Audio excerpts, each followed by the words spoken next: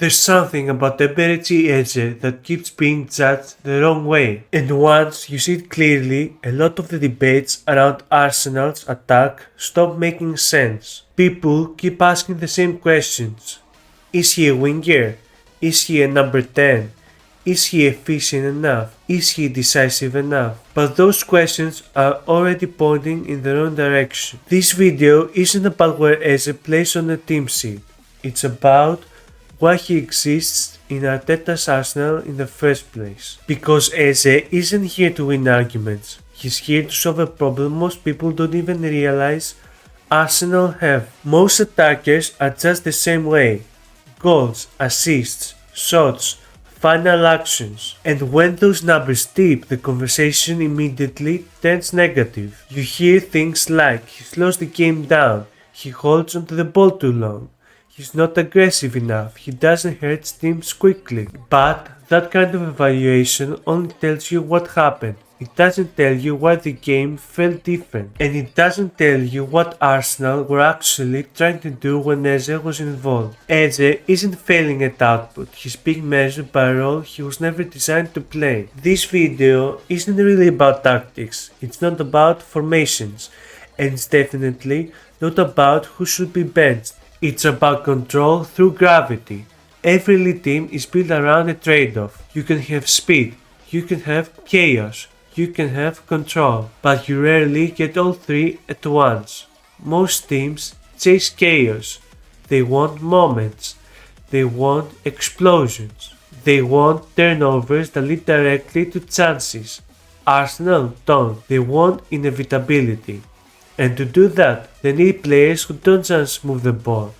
They move defenders. That's where Eze comes in. Watch what happens when Eze receives between the lines. Not after he dribbles, not after he passes, the moment he receives. Defenders don't rush him, they hesitate. They don't jump out of the line, they take half a step back. That half a step matters because it freezes the block, it delays pressure, it keeps the ball in a dangerous central zone. Fullbacks hesitate about stepping out, midfielders stop screening aggressively, passing lanes begin to open around him. Eze doesn't need to beat three players, he just needs to make one defender unsure. That uncertainty ripples through the entire shape. One of the most common criticisms of Eze is that he slows the game down.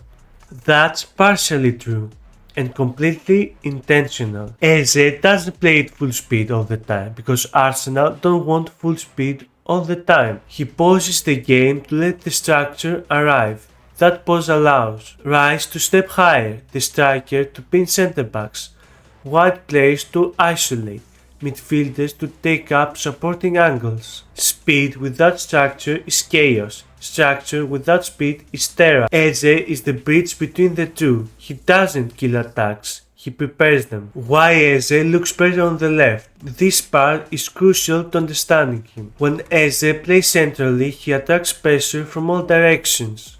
He gets crowded, he gets nudged, he gets rushed. That doesn't make him ineffective, it makes him constrained. From the left half space, the picture changes. He receives side on, he can protect the ball, he can see the pitch unfold in front of him. He has an exit route, he has time, he has clarity. That's where his creativity breathes. He's not a touchdown winger. He's not a pure number 10, he's a left-sided controller. This is why Arsenal often look calmer with Eze on the pitch. They don't rush entries, they don't force passes, they don't lose the ball cheaply. But control has a cost. If the runners around him don't move, if the striker doesn't threaten death, if the right side doesn't stretch the pitch, Eze can look isolated, he can look passive, he can look neat but harmless. That's not a flaw in him. Control only works when it's supported. Gravity only matters if someone attacks the space it creates. Different teams solve creativity in different ways. Manchester City rely on constant rotation and volume. Chelsea accept chaos and emotional swings. Liverpool prioritize speed and verticality. Arsenal are different. They want the game under control before they attack. That's why Eze fits here in a way he wouldn't everywhere else. He's not here to win matches on his own, he's here to make Arsenal difficult to destabilize. The real question isn't whether Eze works, it's what happens when the rest of the attack fully syncs with him, when the striker pins defenders consistently, when runners trust the pause, when the right side stretches the pitch relentlessly. That's when Eze stops being described as tidy and starts being devastating. So no, Eze isn't misunderstood because he lacks output. He's misunderstood because people keep judging him like a finisher. He's not there to end moves. He's there to save them. And once you understand that, a lot of the noise fades. Thanks for watching. If you enjoyed this video, make sure to like and subscribe.